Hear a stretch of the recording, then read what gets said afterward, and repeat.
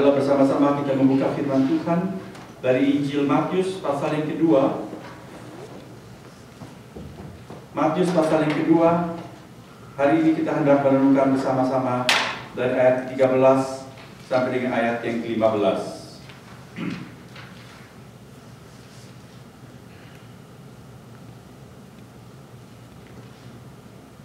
Saya akan membacakan bagi kita sekalian Matius 2 ayat 13 sampai dengan 15, demikian firman Tuhan. Setelah orang-orang Majus itu berangkat, nampaklah malaikat Tuhan kepada Yusuf dalam mimpi dan berkata, "Bangunlah, ambillah anak itu serta ibunya, larilah ke Mesir dan tinggal di sana sampai aku berfirman kepadamu. Karena Herodes akan mencari anak itu untuk membunuh dia." Maka Yusuf pun bangunlah. Diambilnya anak itu serta ibunya malam itu juga, lalu menyingkir ke Mesir dan tinggal di sana hingga Herodes mati. Hal itu terjadi supaya genaplah yang difirmankan Tuhan oleh Nabi, "Dari Mesir kupanggil anakku." Demikian firman Tuhan. Dari bagian firman Tuhan yang merupakan salah satu cuplikan dalam rangkaian kisah-kisah Natal, saya hendak mengangkat sebuah tema hari ini, perlindungan yang paling aman. Perlindungan yang paling aman. Saudara, apakah yang melintas dalam pikiran kita ketika kita mendengar kata perlindungan? Apa yang tersirat dalam kata itu? Dalam pemikiran saya, mendengar istilah perlindungan membawa pikiran kita tentang adanya bahaya, tentang ancaman bahaya, sehingga kita butuh sebuah perlindungan. Betul? Kalau tidak ada bahaya, kita tidak butuh perlindungan. Kadang bahaya-bahaya yang menyerang secara mendadak dan tidak terduga, maka kita butuh perlindungan yang lebih bagus lagi. Dan kita membutuhkan perlindungan karena kalau kita melihat kondisi kita sendiri, kita tahu mungkin kita umumnya kurang mampu untuk mengatasi bahaya-bahaya tertentu. Oleh sebab itu, manusia makin hari makin canggih untuk menciptakan, menyediakan perangkat-perangkat, alat-alat, dan sistem yang selalu ever ready, yang selalu siaga untuk menanggulangi bahaya. Karena seperti tadi kita katakan, bahaya itu kadang-kadang tidak disangka, tidak diduga. Maka butuh sesuatu yang selalu siap sedia. Kapan saja bahaya itu datang, perlindungan itu sudah siap untuk berfungsi. Orang menggunakan komputer, pasangi antivirus, karena bisa ada bahaya. Ada orang-orang iseng, nggak tahu ngapain mereka itu, menciptakan virus-virus yang merusak komputer kita. Maka dibutuhkan antivirus.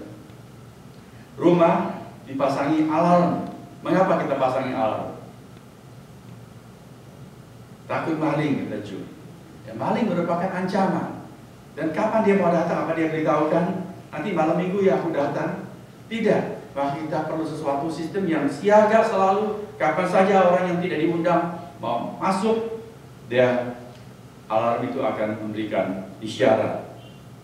Untuk simpan harta benda yang berharga, uang dan perhiasan-perhiasan, orang sekarang dari dulu, makin hari makin canggih, membuat peti besi, brankas yang tahan api, tahan banjir, dan juga tahan maling.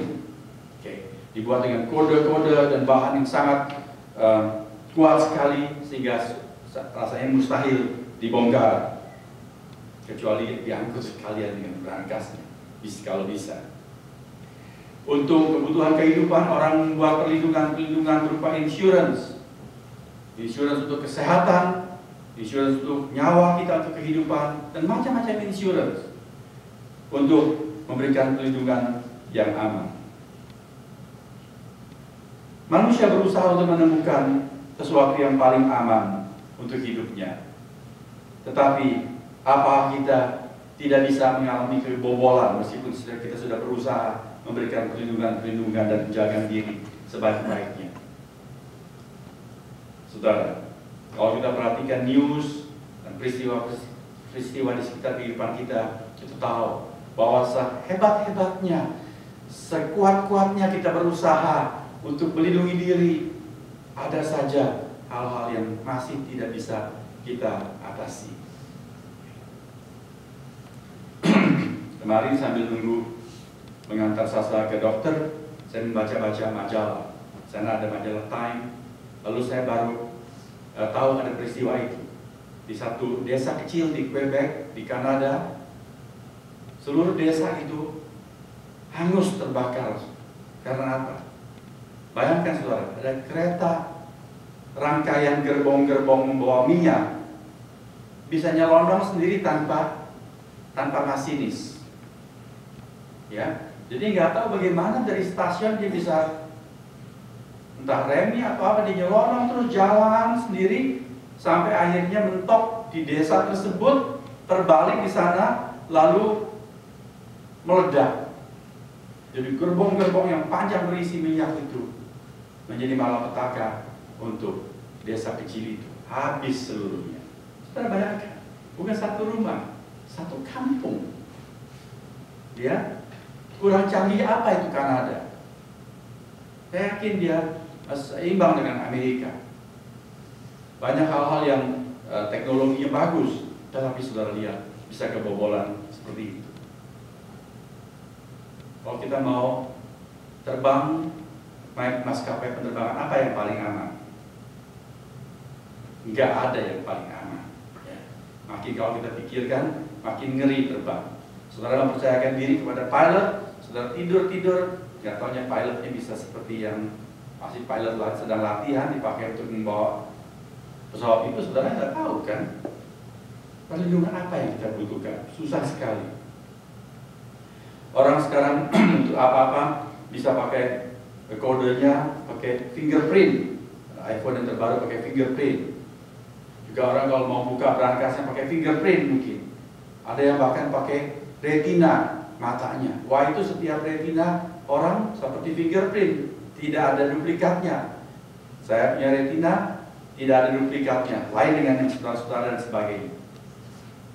Satu hari saya lihat film, yang filmnya itu fiktif, fiction, tetapi masuk akal. Jadi ada satu orang jahat sekali, dia mau membongkar satu sistem, dan yang punya satu orang pakai retina mata orang itu. Apa yang dia buat? Dia bunuh orang itu, dia cungkil matanya, dia tusuk pakai pena, dan kemudian dia bawa matanya itu untuk buka sistem itu. Terlihat ngeri kan? Gak ada yang aman di dunia ini. Tidak ada yang sungguh-sungguh memberikan jaminan 100% kepada kita. Lebih-lebih lagi, kalau kita harus menangkal yang tidak kelihatan. Yang tidak kelihatan itu apa?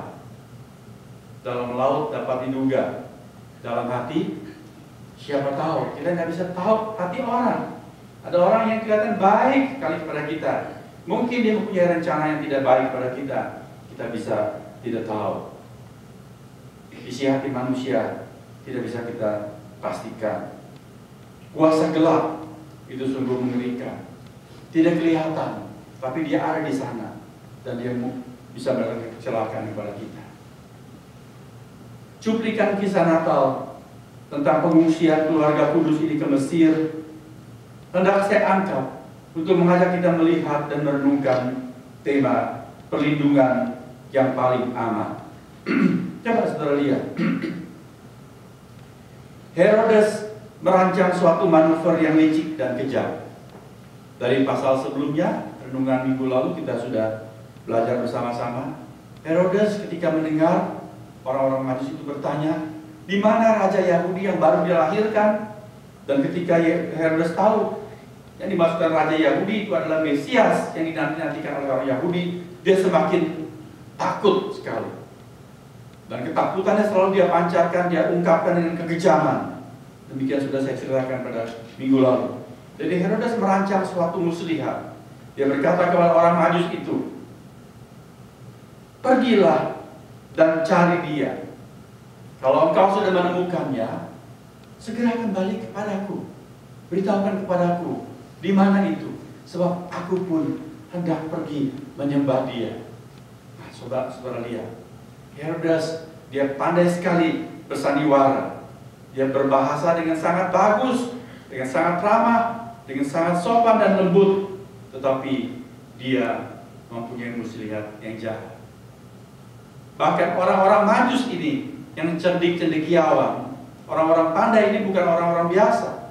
Orang-orang yang biasa berkecimpung di dalam lingkungan istana, biasa berhadapan dengan banyak intrik politik, tetapi tidak bisa menduga muslihat Herodes. Saudara lihat betapa bahayanya situasi itu. Apalagi untuk Yusuf dan Maria. Yusuf dan Maria itu orang dusun, orang yang sangat simpel sekali, sangat sederhana. Tidak pernah pikir yang aneh-aneh, yang macam-macam, yang bengkak-bengkok. Tidak. Pikirannya lurus dan lugu sekali. Bagaimana mungkin Yusuf bisa berpikir bahwa Herodes sedang seperti orang kebakaran jenggot di Yerusalem dan hendak mencari gara-gara terhadap bayi yang harus dia jaga ini. Saya yakin Yusuf tidak pernah menyangka hal tersebut. Saudara lihat, ini adalah suatu keadaan yang sangat berbahaya sekali. Tetapi kita mengucap syukur, memuji Allah, karena Allah adalah Allah yang setiawan. Apa artinya setia? Apa artinya setia? Setia seringkali orang pikir itu ya orangnya ulet, tanggung jawab. Itu semua sudah terliput dalam kata setia. Tapi dalam bahasa asli, setia itu lebih menjurus kepada istilah pengertian dapat dipercaya. Allah adalah Allah yang setiawan. Allah yang dapat dipercaya, artinya dapat diandalkan. Dia itu Allah yang bertanggung jawab dan in charge dengan yang merupakan tanggung jawabnya. Dia bertanggung jawab atas sesuatu yang dia kerjakan, yang dia mulai. Dia bukan semacam pribadi yang membuat sesuatu, selanjutnya terserah Anda. Bagus syukur, nggak bagus pun tanggung jawab kamu sendiri. Tidak. Allah itu Allah yang setiawan, artinya Allah yang tidak pernah meninggalkan perbuatan tangannya. Itulah sebabnya hampir setiap hari Minggu saudara mendengar ungkapan tersebut. Di dalam fotum, dalam tradisi gereja, hampir selalu dikatakan pertolongan kita adalah dari Allah yang setiawan, yang tidak pernah meninggalkan perbuatan tangannya. Dalam Filipi pasal yang pertama ayat ke-6, Rasul Paulus berkata, Allah memulai sesuatu yang baik dan dia akan merampungkan sampai sempurna. Itu sifat Allah. Dan dalam proses menuju kerampungan yang sempurna itu, dia memelihara, menjaga, melindungi dengan sepenuh tanggung jawab dan kemampuannya. Kita melihat di sini orang-orang Majus dituntunnya. Allah bertanggung jawab di dalam proses memelihara perbuatan tangannya. Dia selalu melangkah dengan rapi, dengan tertata baik dan sangat terarah. Tidak pernah terburu-buru, tapi juga tidak pernah ketinggalan atau terlambat. Kita lihat orang Majus dituntunnya dari negeri yang jauh dengan bintang itu sampai menemukan bayi Yesus di Bethlehem. Orang Majus sempat nyasar ke istana Herodes. Apakah itu dipimpin Allah? Dipimpin Allah ke istana Herodes? No. Itu karena orang Majus pikir sendiri. Raja mestinya lahir di istana. Jadi ketika sampai di Yerusalem, orang Majus sudah gak lihat bintang, nyelonong masuk istana. Dia bikin gara-gara membangunkan macan tidur. Herodes yang gak tahu apa-apa jadi tahu, itu jadi perkara. Tetapi Allah bertanggung jawab. Setelah itu orang-orang Majus itu keluar dari istana dan bintang itu mereka lihat kembali. Allah menuntun sampai ke Bethlehem. Setelah itu, setelah orang Majus sujud menyembah, mempersembahkan emas, minyak dan nur, ayat 12 dari pasal 2 mengatakan, mereka diperingatkan dalam mimpi supaya jangan kembali kepada Herodes. Jadi Allah step by step sudah lihat melaksanakan kesetiaannya yang tidak pernah meninggalkan perbuatan tangannya. Dia menuntut orang Majus. Dia memberikan bintang itu. Perlu dituntut orang-orang ini. Dia tuntut sampai Bethlehem. Setelah itu, babak berikut. Herodes sudah punya rencana. Maka Allah membawa orang-orang Majus ini. Kamu jangan kembali ke Yerusalem. Saudara lihat, Allah campur tangan. Dalam rangka melindungi bayi Yesus, putranya yang tunggal ini. Kemudian setelah itu, Yusuf diperintahkannya untuk segera bebenah dan mengungsi ke luar negeri. Allah tidak terburu-buru, tapi tidak pernah terlambat. Kita mengucap syukur atas hal itu. Sering kalau kita minta sesuatu, kita mau cepat. Cepat dong Tuhan. Tuhan mengatakan di dalam kitab Nabi Yesaya, orang yang percaya, orang beriman, tidak tergesa-gesa, tidak gerasa gerusu, cepat-cepat. No, step by step, mengikuti pimpinan Tuhan. Kita sering mendengar Allah itu Maha Tahu. Saudara, karena Allah Maha Tahu, Dia Maha Melihat, Dia tahu segala sesuatu, yang tersembunyi pun Dia lihat. Saudara dengar sifat Allah seperti itu, senang atau takut? Sifat Allah Maha Tahu itu menjadi berkat buat kita, atau waduh cia Allah ini. Karena Tuhan tahu, aku nggak bisa ngumpet, ya, nggak bisa main hide and seek sama Tuhan. Itu yang membuat kita sejahtera atau membuat kita jadi gelisah. Tergantung motivasi kita. Kalau kita mau kucing-kucingan dengan Tuhan, kita mau bandel, itu membuat kita nggak sejahtera. Tetapi kalau kita mau nurut kepada Tuhan, sebetulnya kemahatauan Allah itu adalah berkat yang luar biasa untuk saudara dan saya. Mengapa Allah dapat mengingatkan orang Majus, kamu nggak usah balik kepada Herodes, ambil jalan lain untuk pulang ke negerimu, tidak usah lewat rute yang sama, lewat Yerusalem. Oke. Ambil jalan lain. Mengapa Allah bisa menasihatkan demikian kepada orang Majus? Karena apa? Karena Allah Maha Tahu. Apa artinya Maha Tahu? Tahu segala sesuatu. Dan juga Maha Tahu artinya Dia tahu lebih dahulu sebelum yang lain-lain itu tahu. Maha Tahu juga bisa berarti hanya Dia yang tahu, yang lain tidak tahu. Saudara, bagaimana pemikiran saudara? Apakah setan tahu segala sesuatu? Iblis tahu segala sesuatu? Bagaimana menurut pemikiran saudara? Nah, ini masalah teologi. Iblis tidak tahu segala sesuatu. Dia tahu lebih banyak dari kita, karena dia pada dasarnya adalah malaikat, kemudian jatuh ke dalam dosa dan pemberontakan melawan Allah. Dia di dalam kapasitas tertentu jauh melebihi kita yang darah daging, tetapi dia tetap hanya ciptaan saja. Dia tidak Maha Tahu. Hanya satu yang Maha Tahu, yaitu Allah.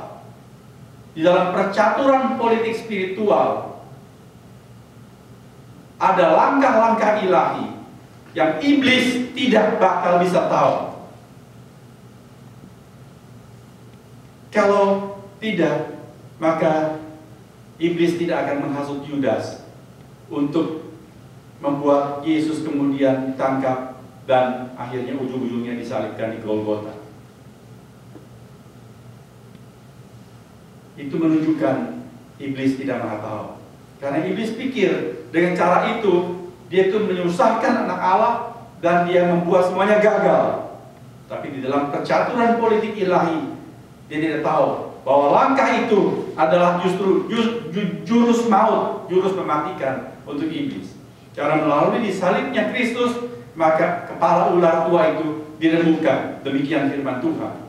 Ya saudara lihat, langkah-langkah Allah terbungkus Kemahatauannya itu limited, hanya untuk Allah. Iblis tidak tahu. Sehingga dia bisa melakukan hal-hal, si iblis maksud saya melakukan hal-hal yang dia pikir bagus, padahal itu mencelakakan dirinya sendiri. Seperti dalam kasus Herodes ini, tidak mustahil Herodes itu dirasuk oleh roh antikristus. Roh antikristus itu merasuk Herodes untuk memusnahkan bayi ini sebelum lebih lanjut bertumbuh. Gebrakan pertama ditewaskan saja. Tetapi Allah yang Maha Tahu melangkah. Dan saya yakin iblis tidak tahu bahwa Allah mengutus malaikatnya kepada orang Majus ini, memberitahukan supaya mereka jalan lewat tempat yang lain. Kalau tidak, tentu Herodes sudah pergi mencegat di situ, betul tidak? Saudara lihat, itu percaturan politik ilahi dalam istilah yang saya ungkapkan di sini.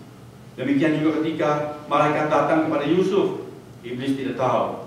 Kalau tidak, pasukan Herodes akan mengejar ke perbatasan menuju Mesir. Yusuf lolos semua karena perlindungan Allah yang sangat canggih. Perlindungan yang paling aman kita melihat di sini terungkap lewat kisah ini. Ini semua dimungkinkan sekali lagi karena Allah Maha Tahu. Di dalam Ibrani pasal 4 ayat 13, dengarkanlah bagian firman Tuhan yang saya petik ini. Tidak ada suatu makhluk pun yang tersembunyi di hadapannya, sebab segala sesuatu telanjang dan terbuka di depan mata Allah. Herodes pikir, ya dia pintar sekali bersandiwara. Dia punya 1001 topeng. Dia punya topeng malaikat yang dia pakai ketika dia berbicara kepada orang-orang Majus ini. Tapi Allah yang melihat segala perkara sampai ke sudut hati manusia, tahu isi hati Herodes. Dan Allah bukan cuma Maha Tahu, Dia juga Maha Kuasa. Maka Dia maha mampu mewujudkan apa yang Dia mau, termasuk mewujudkan perlindungan yang sempurna untuk orang-orang yang berkenan kepadanya. Saudara, sekarang marilah kita memperhatikan bagian kita. Dari renungan di bagian depan kita melihat bagian Allah itu pasti beres. Karena Allah Maha Tahu, Maha Mampu, Dia Maha Kasih, Dia bertanggung jawab, setia kepada orang-orang yang Dia kasihi, yang Dia sudah berkati, Dia berkarya, Dia pelihara sampai sempurna. Tinggal bagian kita. Apa bagian kita supaya kita mendapatkan perlindungan yang paling aman, perlindungan yang sempurna dari Allah. Kalau kita melihat orang Majus dan Yusuf, maka kita bisa menyimpulkan untuk mendapatkan perlindungan yang paling aman, marilah kita belajar untuk hidup di dalam jalur pimpinan Allah dan kehendak Allah. Seperti orang-orang Majus itu, mereka berjalan dalam jalur pimpinan Allah, mengikuti bintang yang Allah berikan, dengan motivasi yang tulus hendak menyembah Kristus. Maka Allah bertanggung jawab menjaga, melindungi orang-orang ini supaya pulang dengan selamat sampai ke negerinya. Demikian juga dengan Yusuf. Yusuf ini adalah tokoh Natal yang seringkali kurang diperhatikan. Sebab Yusuf itu seorang yang sangat pendiam. Di Alkitab sama sekali tidak dicatat Yusuf pernah mengucapkan satu patah kata pun. Yusuf foster fathernya Yesus maksud saya. Kalau Maria, wah, dia menyampaikan nyanyian pujian kepada Allah. Tapi Yusuf seorang tokoh yang senyap. Orang Jawa katakan sepi ing karso, rame ing gawe. Karso itu kemauan. Kemauan diungkapkan dengan kata-kata. Ya, banyak omong, banyak protes, banyak usul, banyak teori. Tapi orang Jawa katakan lebih baik sepi ing karso, rame ing gawe. Pendiam tapi banyak bekerja. Itulah Yusuf. Ya, dia diam. Waktu hatinya pertama sangat luka karena tiba-tiba dia tahu kenapa ini tunangannya yang belum menikah dengan dia kok sudah hamil? Yusuf diam saja. Tapi dia cuma berencana dalam hatinya, sudah, aku saja yang minggir. Tidak usah bikin malu Maria. Kita putuskan hubungan dengan diam-diam. Tidak usah gembar-gembor dan banyak protes. Terlihat itulah sifat Yusuf. Tapi Allah mengutus Gabriel, memberitahukan kepada Yusuf, jangan takut, anak yang dikandungan Maria tunanganmu itu adalah karya Roh Kudus. Nanti kalau bayi itu lahir, engkau harus menamakan dia Yesus, sebab dia yang akan menyelamatkan umatnya dari dosanya. Yusuf menurut. Ya, saudara lihat, mulai dari itu dia masuk dalam jalur kehendak Allah. Dia patuh, dia mengambil Maria dan menikahinya menjadi istrinya. Dia memikul semua resiko.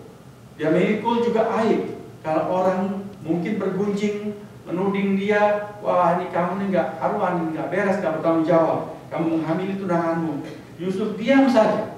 Itu juga dia menanggung salib itu. Tapi dia masuk di dalam jalur kehendak Allah.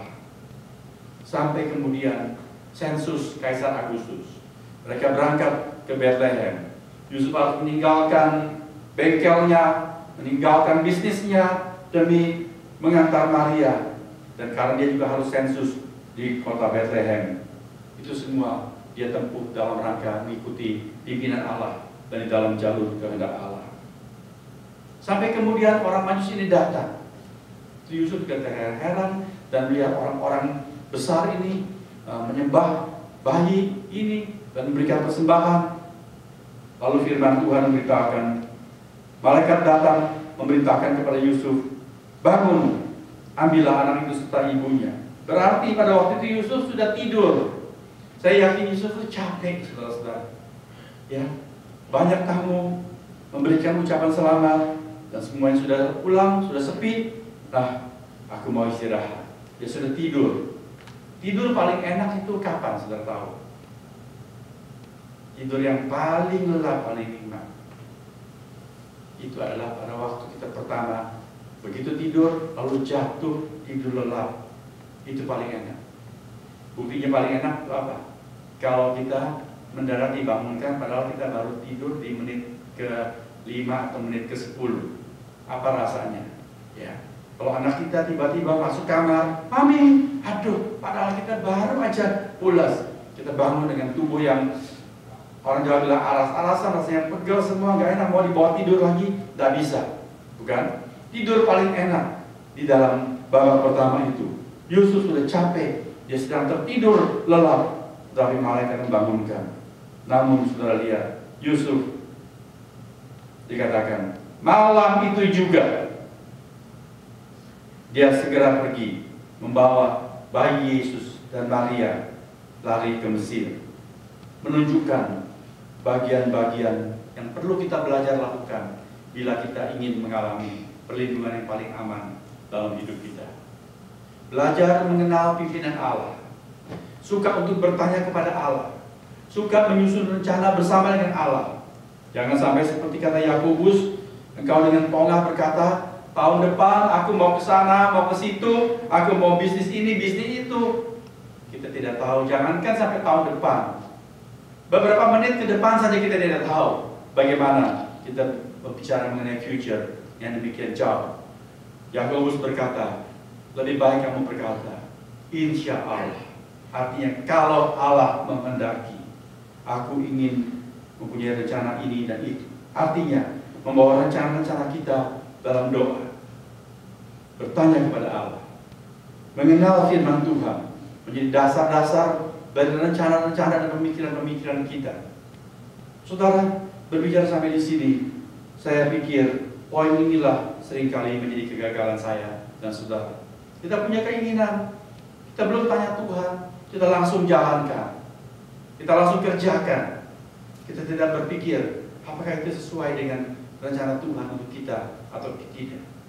Kita baru berpikir mengenai rencana Tuhan kalau untuk hal-hal yang besar-besar, untuk yang mempertaruhkan modal yang kalau rugi, waduh, kita bisa rasanya mau gantung diri. Lalu kita minta didoakan, kita serius. Tapi untuk hal-hal yang sehari-hari kita tidak berdoa, kita tidak bertanya kepada Tuhan. Bahkan kalau anak kita sakit, dan nomor satu kita ingat siapa? Dokter. Ya. Nanti kalau dokter sudah nggak mempan, baru kita cari sinsei. Oke? Kalau kesana kesini, kalau semuanya sudah mentok, baru ingat siapa? Tuhan yang terakhir. Siang sekali ini sudah salah kaprah susunannya. Yang pertama harusnya adalah kita mengingat Tuhan. Bahkan saya pun harus selalu belajar hal ini. Bila Karissa sakit, kita selalu pikir, wah, obat apa ini? Over the counter yang bisa mengatasi gejalanya.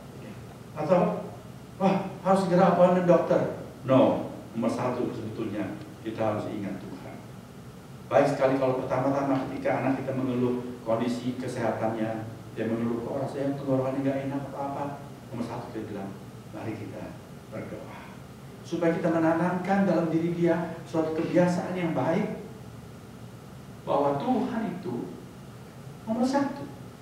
Tuhan itu yang maha mampu, dan Tuhan yang maha kasih, yang peduli kepada kita lebih dari siapapun juga. Marilah kita belajar seperti itu. Saudara-saudara, kiranya kisah yang seringkali kita dengar begitu-begitu saja memberikan sebuah pencerahan kepada saudara dan saya untuk kita mendapatkan perlindungan yang paling aman dalam kehidupan kita. Bukan berarti kita nggak mengalami kesulitan, bukan berarti kita tidak mungkin mengalami suatu musibah, tetapi maksud saya, kalau kita di dalam jalur Tuhan, bahkan segala perkara pun, termasuk yang nggak enak, itu mendatangkan kebaikan buat kita. Itu maksudnya di dalam perlindungan yang paling aman dan pemeliharaan Tuhan.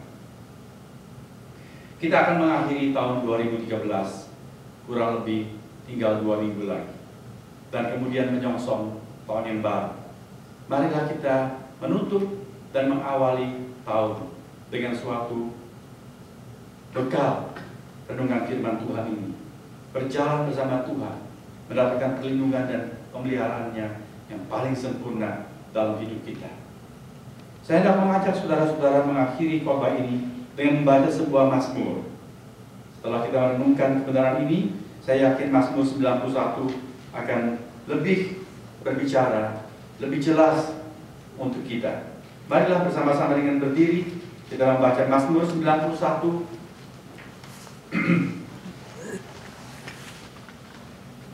Saya hendak kita membaca bersama-sama seluruh Mazmur. Ada 16 ayat kalau saya tidak keliru. Mazmur 91 ada 16 ayat. Kita baca bersama-sama. Sudah disiapkan PowerPoint-nya, jadi kita bisa melihat ke layar proyeksi dan kita baca bersama-sama dengan penggalan-penggalan yang sederap, seirama, dengan mengerti, dengan hati bersyukur. Kita membaca Mazmur ini. Mazmur 91 ayat yang pertama. Orang yang duduk dalam lindungan yang maha tinggi dan bermalam dalam naungan yang maha kuasa akan berkata kepada Tuhan, tempat perlindunganku dan kubu pertahananku, Allahku yang ku percayai. Sungguh, dialah yang akan melepaskan engkau dari jerat penangkap burung, dari penyakit sampar yang busuk. Dengan kepaknya ia akan melindungi engkau, di bawah sayapnya engkau akan berlindung. Kesetiaannya ialah perisai dan pagar tembok. Engkau tak usah takut terhadap kedahsyatan malam, terhadap panah yang terbang di waktu siang, terhadap penyakit sampar yang berjalan dalam gelap, terhadap penyakit menular yang mengamuk di waktu petang. Walau 1000 orang rebah di sisimu dan 10.000 di sebelah kananmu, tetapi itu tidak akan menimpamu. Engkau hanya menontonnya dengan matamu sendiri dan melihat pembalasan terhadap orang-orang fasik. Sebab Tuhan ialah tempat perlindunganmu, yang maha tinggi telah kau buat tempat perteduhanmu. Malapetaka tidak akan menimpa kamu, dan tulah tidak akan mendekat kepada kemahmu. Sebab malaikat-malaikatnya akan diperintahkannya kepadamu untuk menjaga engkau di segala jalanmu. Mereka akan menatang engkau di atas tangannya, supaya kakimu jangan terantuk kepada batu. Singa dan ular tedung akan engkau langkahi. Engkau akan menginjak anak singa dan ular naga. Sungguh, hatinya melekat kepadaku. maka aku akan meluputkannya. Aku akan membentenginya, sebab ia mengenal namaku. Bila ia berseru kepadaku, aku akan menjawab. Aku akan menyertai dia dalam kesesakan. Aku akan meluputkannya dan memuliakannya. Dengan panjang umur akan kukenyangkan dia, dan akan kuperlihatkan kepadanya keselamatan daripada aku. Dan semua yang percaya mengatakan, amin. Silakan. Kita hendak berdoa, menaikkan respons untuk renungan firman Tuhan. Saya minta mungkin Jun bisa tolong panggil Karisa supaya dia siap mengiring lagu. Marilah kita bersama-sama berdoa.